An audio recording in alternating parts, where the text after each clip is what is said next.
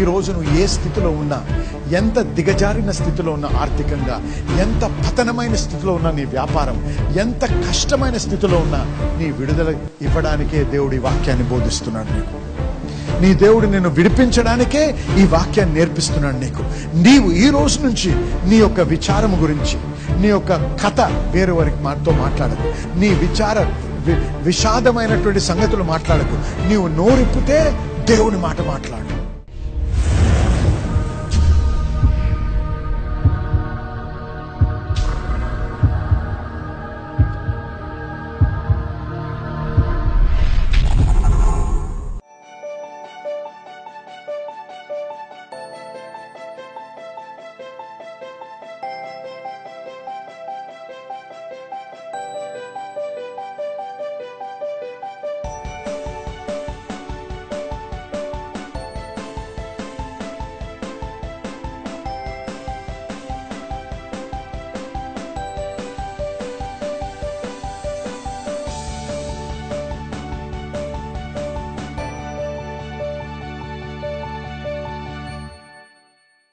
ద్వితీయోపదేశకాండము 7వ అధ్యాయము 14వ వచనం. సమస్త జనుల కంటే ఎక్కువగా నిన్ను ఆశీర్వదింపబడుదువు, నీవు ఆశీర్వదింపబడుదువు. నీలో మగవానికే గాని ఆడుదానికే గాని గొడ్డుతనం ఉండదు. హల్లెలూయా. అది వాక్యం, అది ప్రవచించాలి. చూసారా, ప్రవచించడం ఏంటి? మనకి ఇష్టం వచ్చింది కాదు, వాక్యాన్నే ప్రకటించడం అన్నమాట. అది జరిగే వరకు మనం జరగకూడదు. ఆమేన్, ఆమేన్. అది జరిగే వరకు నిలబడాలి, అదే పలుకుతుండాలి. రిపోర్ట్లు ఏమొచ్చినా సరే, మనుషులు ఏమన్నా సరే, మనము ప్రవచించినప్పుడు, హెచ్కేలు పలికినప్పుడు ఎముకలు కదిలాయి. మనము దేవుని వాక్యము యేసయ్య నామంలో పలికినప్పుడు మన పరిస్థితులు అనుకూలంగా మారుతాయి. మన యొక్క శరీరంలో మార్పు చెందాల్సిన విషయాలు మార్పు చెందుతాయి. ఎక్కడ స్వస్థత అవసరం అక్కడ స్వస్థత మనము అనుభవిస్తాం. హల్లెలూయా. ఇప్పుడు రోమీయులకు రాసిన పత్రిక 10వ అధ్యాయము 8-9 వచనాలు చూద్దాం ఒకసారి. అదేమని చెప్పుచున్నది? వాక్యము నీ యొద్దను నీ నోటను నీ హృదయములోను ఉన్నది. నీ హృదయంలో ఉన్నవి. అది మేము ప్రకటించు విశ్వాస వాక్యమే. మేము ప్రకటించే విశ్వాస వాక్యం. అదేమనగా, యేసు ప్రభువని నీ నోటితో ఒప్పుకొని దేవుడు మృతుల నుండి ఆయనను లేపనని నీ హృదయమందు విశ్వసించిన ఎడల నీవు రక్షింపబడుదువు. చూసారా, రక్షణ ఎలా పొందుతారని? హృదయములో నమ్మి నోటితో ఒప్పుకొనుట ద్వారా నువ్వు రక్షించబడతావు. నోటితో యేసయ్య నా ప్రభు అనగానే రక్షించబడవు. యేసయ్య ఏమి చేశాడు నీ కొరకు? ఆయన రక్తము నిన్ను పాపం నుంచి కడగడానికి ఆయన రక్తాన్ని కార్చాడని, ఆయన నీ నిమిత్తము నా నిమిత్తము మరణించాడని, తిరిగి లేచాడని నమ్మిన వాడు హృదయంలో నమ్మి నోటితో ఒప్పుకొనినప్పుడు అప్పుడు వాడు రక్షించబడతాడు. నువ్వు ఏదైతే నీ హృదయంలో నమ్మి నీ నోటితో ఒప్పుకుంటావో అది నీ హృదయం, నీ జీవితంలో స్థిరపరచబడుతుంది. ఆమెను చెప్పండి. అలాగే నువ్వు ఎదుర్కొనే ప్రతి పర్వతము ఇట్ కెన్ బి లెవెల్డ్, సమముగా చేయగలదు. Every valley can be filled, ప్రతి లోయను కూడా నింపబడగలదు. నీ మార్గము సరళము చేయబడగలదు. ఎప్పుడు నీవు నమ్మాలి. నమ్మడము అంటే ఏంటి? To come to a point of confidence. అది అవును జరుగుతుంది అనేటువంటి ఒక ధైర్యం రావాలి. హల్లెలూయా, హల్లెలూయా. ఆ ధైర్యం ఎప్పుడైతే ఏర్పడుతుందో మనం అప్పుడు అవుతుంది, ఖచ్చితంగా అవుద్ది అనేటువంటి ధైర్యం ఎప్పుడైతే స్థిరపడదు అది నమ్ముట అన్నమాట. ఇప్పుడు నువ్వు నమ్మింది నువ్వు పలకాలి. హల్లెలూయా. అర్థమైంది మీ అందరికీ? ఈ నమ్మకము ఎలా ఏర్పడుతుంది? మరి నేను నమ్ముతున్నానండి అంటే అయిపోద్దా? కాదు. ఈ నమ్మకం ఏర్పడడానికే మనము ప్రయాసపడాలి. ఏ విధంగా?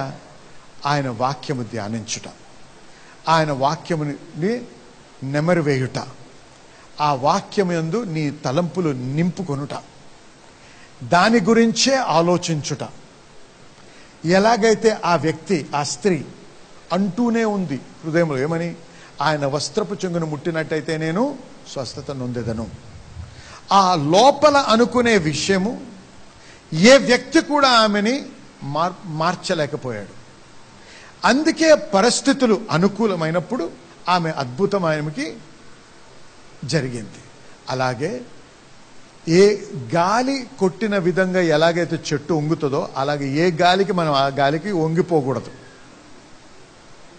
విశ్వాసులతో ఉన్నప్పుడేమో ఐఎమ్ హీల్డ్ అని, అవిశ్వాసులతో ఉన్నప్పుడు డాక్టర్ ఇంత మంచోడండి, ఆ డాక్టర్ వల్లనే నేను బాగయ్యానండి అని మాట్లాడడం. అర్థమైన వారు హల్లెలూయా చెప్పండి. ఒక విషయం తెలుసుకోండి, ఏ డాక్టర్ నిన్ను బాగు చేయలేడు, ఏ మందు కూడా నిన్ను బాగు చేయలేదు. హీలింగ్ అనేది నీ బాడీలో ఉంది కాబట్టి, దేవుడు పెట్టాడు కాబట్టి ఆ మందుకు నీ బాడీ రెస్పాండ్ చేస్తుంది. అందుకే నువ్వు హీల్ అవుతున్నావు. కొన్ని సమస్యల్లో వచ్చినప్పుడు ఇటువంటి అనారోగ్యం డాక్టర్ దగ్గరికి వెళ్ళినప్పుడు ఏమంటారు తెలుసా? ఈయన ఈ మందుకు రెస్పాండ్ చేయటం లేదండి అంటారు. అవునా? విన్నారా ఆ మాట? ఈ మందు ఆయన మీద పని చేయటం లేదే అంటారు. అవునా? అందుకే బాగోవటం లేదు. చూసారా? మరి డాక్టర్ ఎందుకు బాగా చేయలేకపోతున్నాడు? డాక్టర్ చేతిలో లేదు, మందుల చేతుల్లో లేదు, దేవుని చేతిలో ఉంది. అందుకే మన విశ్వాసం మందుల మీద డాక్టర్ మీద ఉండకూడదు, దేవుని మీద ఉండాలి. మందుల ద్వారా స్వస్థపరచవచ్చు, మందులు లేకుండా కూడా స్వస్థపరచగలడు దేవుడు. కానీ మన విశ్వాసం దేని మీద ఉందో అది ప్రాముఖ్యం. చూసారా? ఇది మనం బలపడాలంటే ఆర్థిక విషయాలు ఉండొచ్చు. ఎప్పుడు అప్పుల గురించే, ఎప్పుడు ఆ సమస్యల గురించే, ఎప్పుడు ఎవరిని ఏ విధంగా మోసం చేసి ఇంకోటి దగ్గర డబ్బు తీసుకొని, వీడి అప్పు తీర్చడానికి వాడి దగ్గర లోన్ తీసుకొని, వాడికి అబద్ధం చెప్పి ఇంకోటి దగ్గర లోన్ తీసుకొని, ప్రభా హల్లెలూయా దేవా స్తోత్రం నా దశం భాగం ఇస్తున్నాను ప్రభు. మోసగాడా, నీకు నీ దశం భాగం ఎందుకు పనికిరాదు? హల్లెలూయా చెప్పండి ఒకసారి. అలాగ ఉండకూడదు.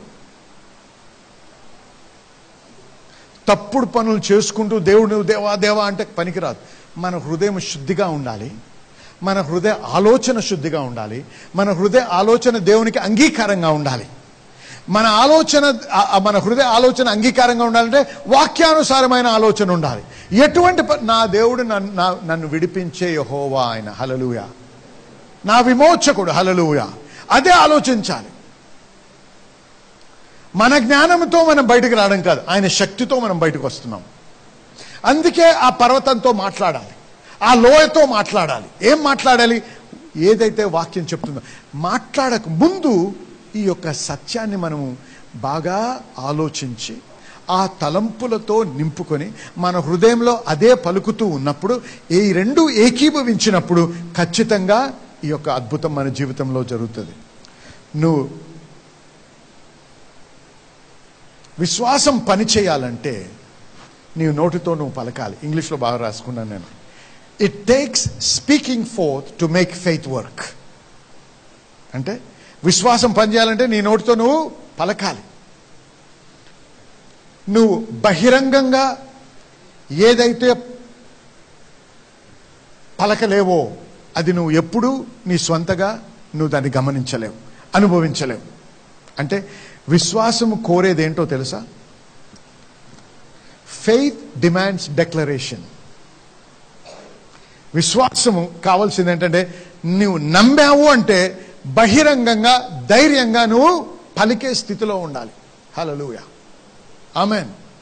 పరిస్థితుల్ని బట్టి నీ మాట మారకూడదు. అనుభవాల్ని బట్టి, మనుషుల యొక్క తలంపుల్ని బట్టి నీ మాటను మార్చకూడదు. నీ విశ్వాస పరిమాణము చొప్పున నీవు మాట్లాడాలి. ఇదే విశ్వాసం యొక్క శక్తి విడుదల చేసి మనం అనుభవించే విధానం. మార్కు సువార్త 11వ అధ్యాయం 23వ వచనం ఏమనుందంటే, హూసో ఎవర్, ఎవడైనను పలికినట్లయితే ఆ పర్వంతో మాట్లాడి హృదయములో నమ్మినట్టయితే ఏమి పలుకునో అది వాడు పొందును. చూసారా? ఎవడైనా ఏది పలుకుతాడో అది పొందుతాడు. ఎప్పుడు? అనుమానము లేని హృదయం ఉన్నప్పుడు అని. సందేహము లేకుండా ఉండాలి నీ హృదయంలో, అప్పుడే నువ్వు అది పొందదు. దానియేలు గ్రంథము 3వ అధ్యాయము. ఈ పరిస్థితి ఎటువంటిదంటే, మరి ఆ రోజుల్లో రాజు యొక్క విగ్రహం చేయబడ్డది.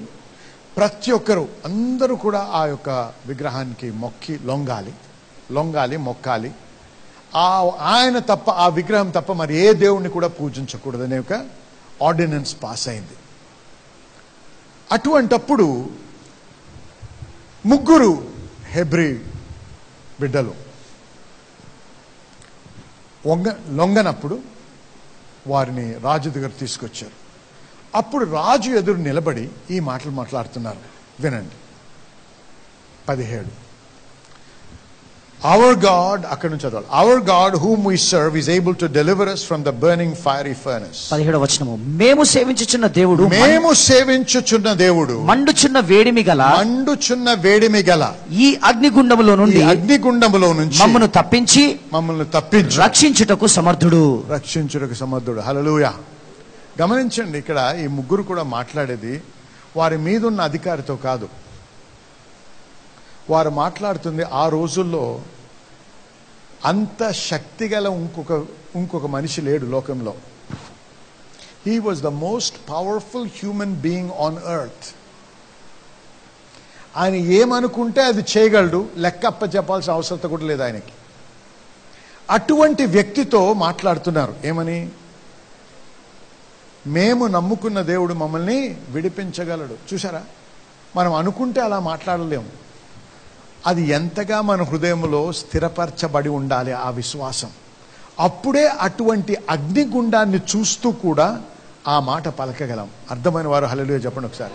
ఇది మతము కాదు, దేవునితో ఉన్న సంబంధం, వాక్యములో ఉన్నటువంటి బలము. వాక్యముతో సహవాసము చేయటం ద్వారా, దేవునితో సహవాసము చేయటం ద్వారా, వాక్యములో బలపడటం ద్వారా, ఎప్పుడు అది ధ్యానించటం ద్వారా నీవు వచ్చేటువంటి స్థితి అది. ఆ స్థితిలోంచి నువ్వు మాట్లాడుతున్నావు. హల్లెలూయా. అయితే ఏమన్నారు చదవండి. మరియు నీ వశమున పడకుండా ఆయన మమ్మును రక్షించును. హల్లెలూయా. నీ చేతిలోంచి కూడా ఏమంటున్నారు? రాజుతో మాట్లాడుతున్న ఈ విధంగా, నీ వశము కాకుండా నీ చేతిలోంచి మమ్మల్ని విడిపించగలడు నా దేవుడు. హల్లెలూయా. ఎంత ధైర్యం కావాలండి అలా మాట్లాడాలంటే, ఎంత కాన్ఫిడెన్స్. అదే ఫెయిత్ అంటే. ధైర్యము, కాన్ఫిడెన్స్ అంటేనే ఫెయిత్. ఏమన్నాం? ఫెయిత్ యొక్క పవర్, విశ్వాసంలో ఉన్న శక్తి ఏ విధంగా విడుదల చేపడతాయి? మన నోటి మాట ద్వారా. అది పలికారు వారు. రాజు ఉగ్రుడైపోయాడు.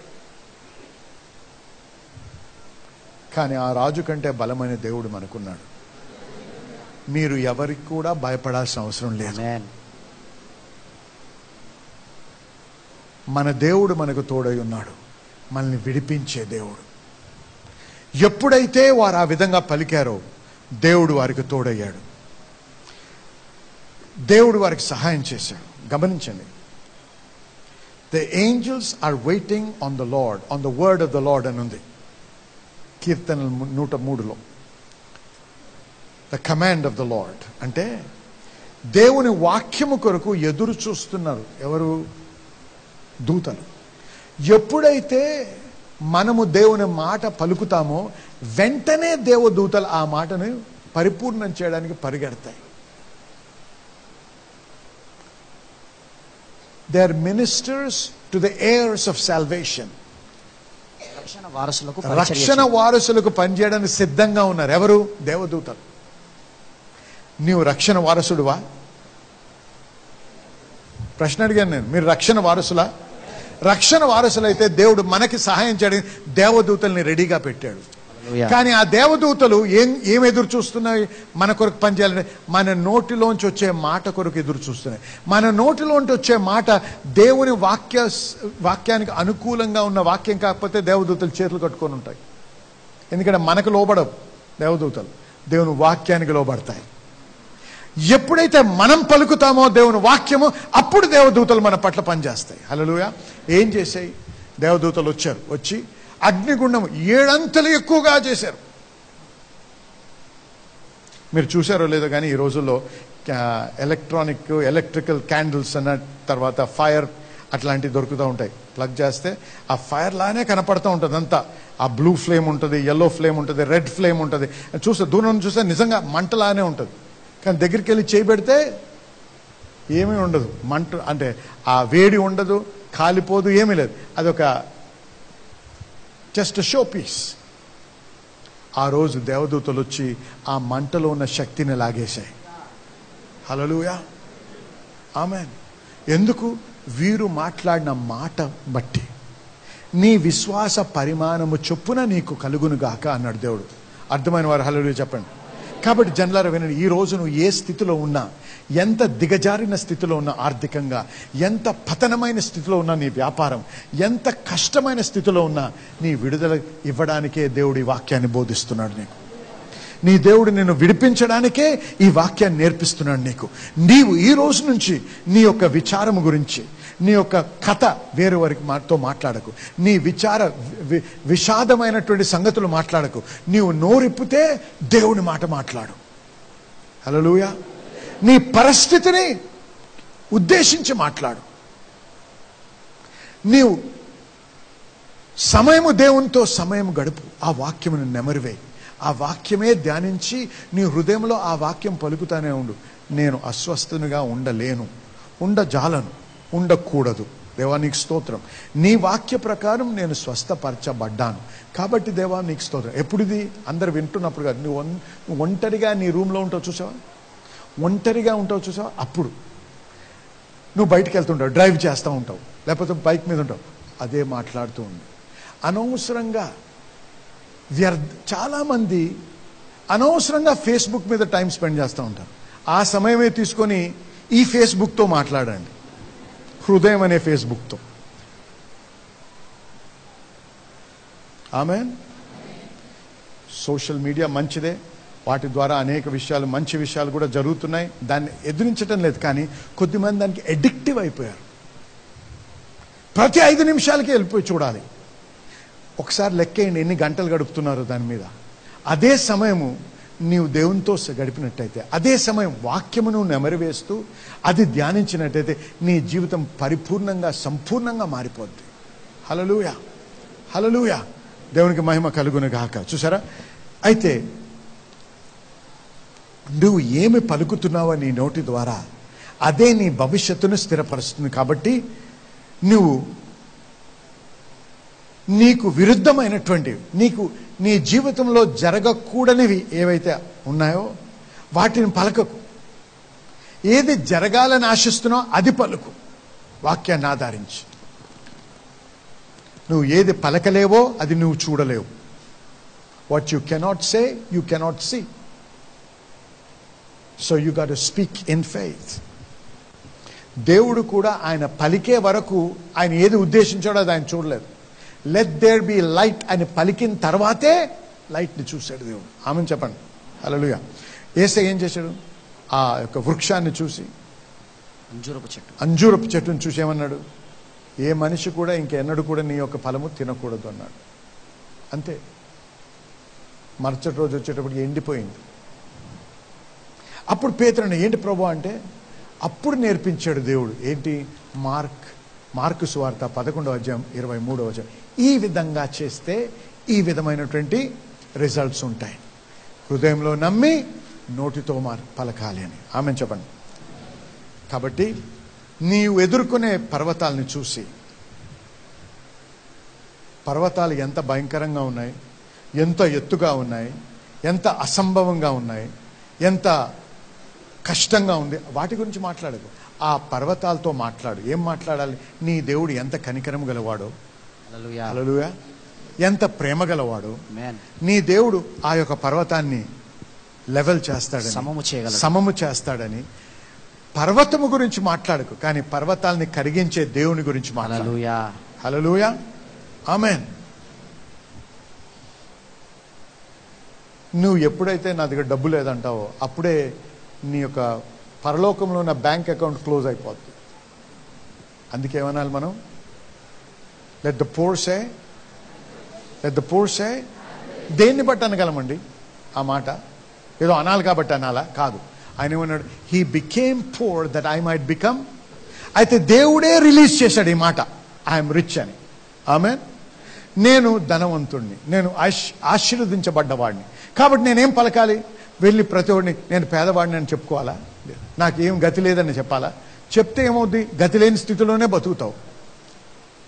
నీకు ఆ స్థితిలో ఉండకూడదు, దాని నుంచి బయటికి రావాలి. దీవించబడిన స్థితిలో ఉండాలని ఆశిస్తే వాక్యములో ఏమని రాయబడింది? నువ్వు దీవించబడ్డవాడివి, నువ్వు ఆశీర్వదించబడ్డవా. అది పలుకు. ఎప్పుడు నీ వాలెట్లో ₹1 లేనప్పుడు, నీ బ్యాంక్ అకౌంట్లో 0 ఉన్నప్పుడు అప్పుడు పలుకు. వేసుకోవడానికి ఇదొక్క దుస్తు తప్ప ఇంకేది లేనప్పుడు. ఆమేన్. ఉన్నప్పుడు కాదు, లేని పరిస్థితిలోనే పలకాలి. సమృద్ధి, ఆశీర్వాదం. చూడండి, యోసేపుని తీసుకోండి. 39వ అధ్యాయంలో ఆదికాండంలో ఏమని రాయబడింది? God was with Joseph and he was a prosperous man. యెహోవా యోసేపుకు తోడయుండెను గనుక ఆయన వర్ధిల్లిన వాడై ఉన్నాడు. హల్లెలూయా. వర్ధిల్లాడంట. ఎక్కడ వర్ధిల్లాడండి? ఆయన ఇంకా బానిసగానే ఉన్నాడు. అక్కడి నుంచి ఎక్కడికి వెళ్ళాడు? చెరసాలకు వెళ్ళాడు. అది వర్ధిల్లడమా? కాదు, ఆగండి. దేవుడు ఆయనకు తోడై ఉన్నాడు. వర్ధిల్లడానికి మూలము, కారణము, పునాది ఎవరండి? దేవుడు. ఆయనతో సహవాసం ఉంటే చుట్టూ ఏమీ లేకపోయినా ఆ ప్రసన్నత, ఆ దేవుని యొక్క శక్తి నిన్ను తన్నుకుంటూ తీసుకెళ్తుంది సమృద్ధిలోకి. అందుకే ఆ రోజు చెరసాల్లో ఉన్న సమృద్ధితో ఉన్నాడు అని రాయబడింది. ఎందుకు? ఏ స్థితికి వెళ్ళాడు? ఏమీ లేని, గతి లేని స్థితిలో ఉన్నటువంటి బానిస యెహోవా ఆయనకు తోడైనాడు కాబట్టి దేవుడు ఎక్కడ తీసుకెళ్ళాడు? ఆయన నోరు విప్పితే తప్ప ఒకటి జరగదు, ఆయన సైన్ పెడితే తప్ప ఒక విషయం జరగదు ఆ దేశంలో. అటువంటి స్థితికి తీసుకెళ్ళాడు దేవుడు. అది సమృద్ధి వ్యక్తపరచబడ్డది. కానీ ఏమీ లేనప్పుడే ఏమని రాయబడింది? ఆయన ఆశీర్వదించబడ్డాడు. అందుకే ఏమీ లేనప్పుడే నేను ధనవంతుణ్ణి అనాలి. హల్లెలూయా. హల్లెలూయా. డబ్బు వచ్చిన తర్వాత కాదు, ఆస్తులు వచ్చిన తర్వాత కాదు, ఆయన వాక్యాన్ని బట్టి నేను ఆశీర్వదించబడ్డవాడిని. హల్లెలూయా. ఆయన వాక్యాన్ని బట్టి నేను ఆరోగ్యముతో జీవిస్తున్నాను. మర్చిపోకండి. కాబట్టి మనం మాట్లాడే మాట, ఆలోచించే ఆలోచనలు, హృదయములో పలికే మాటలు, ఇవన్నీ ఏకీభవించినప్పుడు విశ్వాసము, వాక్యములో ఉన్న శక్తి మన పట్ల పనిచేస్తూ, విడిపిస్తూ, దీవిస్తూ, ఆశీర్వదిస్తూ ముందుకు కొనసాగనిస్తుంది. హల్లెలూయా. దేవుని సన్నిధిలో స్వస్థత మాత్రమే కాదు, ఏ విధమైన సమస్యతో వచ్చినా మరి విడుదలను అనేక మంది పొందుకుంటూ ఉన్నారు. మన మధ్యలో ఉన్నటువంటి ఈ యొక్క బ్రదర్ లాజరస్ గారు 4 సంవత్సరాలుగా మరి వారి కుటుంబంలో ఒక అప్పు చేసి దానికి వడ్డీ కొడుతూ మరి దాన్ని తీర్చలేకుండా ఉన్నటువంటి పరిస్థితిలో ఉన్నారు. అది మొత్తము 4 లక్షల రూపాయల మరి ఆ యొక్క సొమ్మును వారు చెల్లించవలసి ఉంది.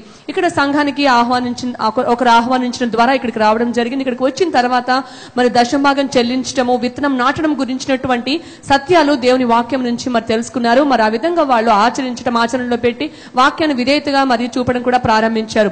అయితే 1 నెల క్రితం, 4 వారాల క్రితము పాస్టర్ రాజు గారు మరి దేవుని వాక్యాన్ని బోధిస్తూ మరి మధ్యలో మరి ప్రసంగిస్తున్నటువంటి మధ్యలో ఒక మాట చెప్పారు. ఇక్కడ అప్పుతో వచ్చినటువంటి వారు ఉన్నారు, మరి ఆ యొక్క అప్పును బట్టి ఎంతో దుఃఖముతో ఇక్కడికి వచ్చారు. అటువంటి వారిని మరి దేవుడు ముడుతున్నారు. ప్రత్యేకమైనటువంటి ద్వారాలు తెరవబడి మీరు ఆ అప్పు నుంచి బయటకు వస్తున్నారు అనేటువంటి మాట చెప్పారు.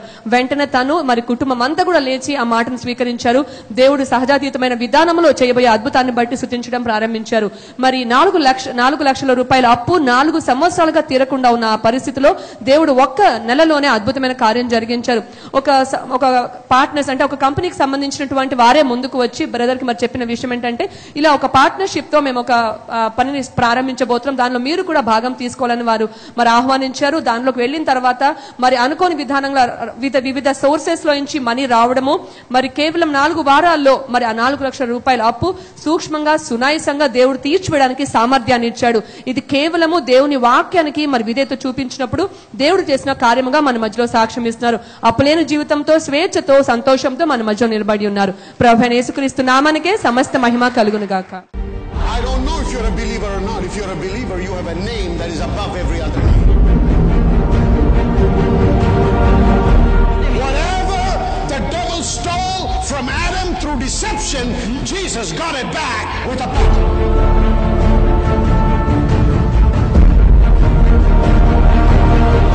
You don't have to say, God, take me, please take me, I can't handle this. That's the cry of a defeated person. I can't handle this anymore, God, please take me away. I'm a waste, Lord. I'm a burden to this man. I'm a burden to my family. I'm a burden. Hey, get up, wake up. If you're still alive, that means God thinks you're valuable and God needs you here. You better wake up and find out why you're still alive and do something for God's glory rather than sit in a corner and cry and say, take me, Lord. Don't be a friend of the devil. Be a child of God who lives in victory. Somebody shout amen.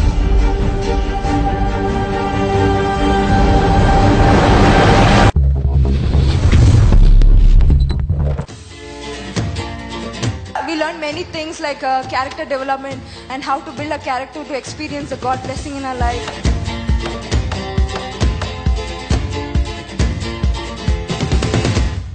Really blessed to be part of this Dominion International Bible College, because friends, every class was a class of full of revelation. The more I am exposed to the Word of God, I realize that the more ignorant I am, and I have learned so much of the Bible college.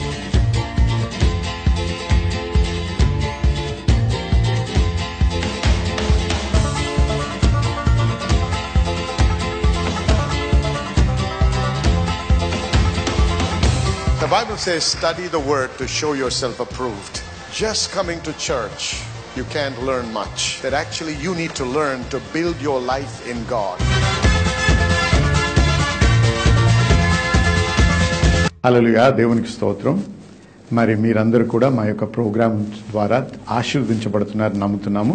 మరి ప్రత్యేకంగా ఈ దినమున మీరు వినినటువంటి వాక్యాన్ని బట్టి మీరు ఆత్మీయంగా బలపడ్డారని, ఆశీర్వదించబడ్డారని నమ్ముతూ దేవునికి మీతో పాటు మేము స్తుతులు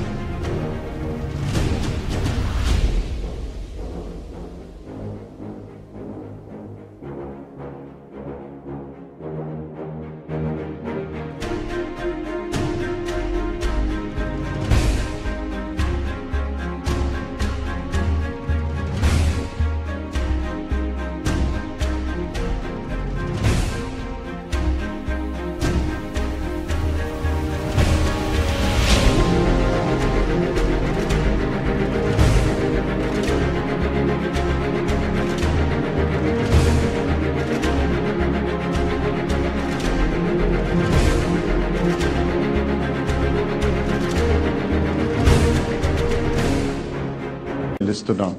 దేవునికి మహిమ కలుగును గాక. ఇదే కాకుండా మేము అనేక మంది సాక్ష్యాలు పంపుతూ మాకు తెలియపరుస్తున్న విషయాలు ఏంటంటే, అనేకులు కణుతుల నుంచి విడుదల పొందడము, స్వస్థత నొందడము, చర్మ వ్యాధుల నుంచి స్వస్థత నొందుతున్నారు. దీర్ఘకాలపు నొప్పుల నుంచి, మరి అది ఆర్థరైటిస్ అవ్వచ్చు, లేకపోతే థైరాయిడ్ అవ్వచ్చు, ఇటువంటి వాటి నుంచి కూడా వారు స్వస్థత పొందారని మాకు సాక్ష్యాలు పంపుతున్నారు. వారందరిని బట్టి దేవునికి స్తుతి చెల్లిస్తున్నాం. దేవుడు చేస్తున్న మహత్కార్యాలను బట్టి మరి దేవునికి ఘనత మహిమ కలుగును గాక.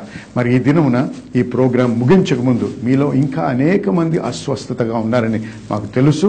మరి మీ కొరకు ప్రత్యేకించి ప్రార్థన చేయాలని నేను ఆశిస్తున్నాను. కాబట్టి ఈ క్షణం మీతో పాటు ఏకీభవించాలని ఆశిస్తున్నాను. కాబట్టి మీరు ఎక్కడ మీకు నొప్పి ఉన్నా, ఎక్కడ అనారోగ్యం ఉన్నా అక్కడ ఒక చేయి పెట్టుకోండి, ఇంకో చేయి ఆ టీవీ మీద ఉంచండి. మనం కలిసి ప్రార్థన చేద్దాము.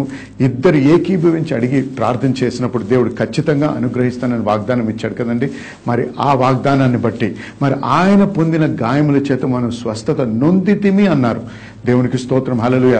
నొందబోచటం లేదు, మనం నొందితిమి. కాబట్టి నమ్మండి, విశ్వసించండి. ఈ ప్రార్థన చేసినప్పుడు దేవుని యొక్క శక్తి, దేవుని యొక్క ఆత్మ మీ మీద వచ్చి మిమ్మల్ని తాకి మిమ్మల్ని స్వస్థపరుస్తారని నేను నమ్ముతున్నాను. కాబట్టి దయచేసి ఏకీభవించండి. ఇప్పుడు ప్రార్థన చేద్దాం. పరిశుద్ధ దేవా, మీకు స్తుతి చెల్లిస్తున్నాం. మీకు మహిమ కలుగును గాక.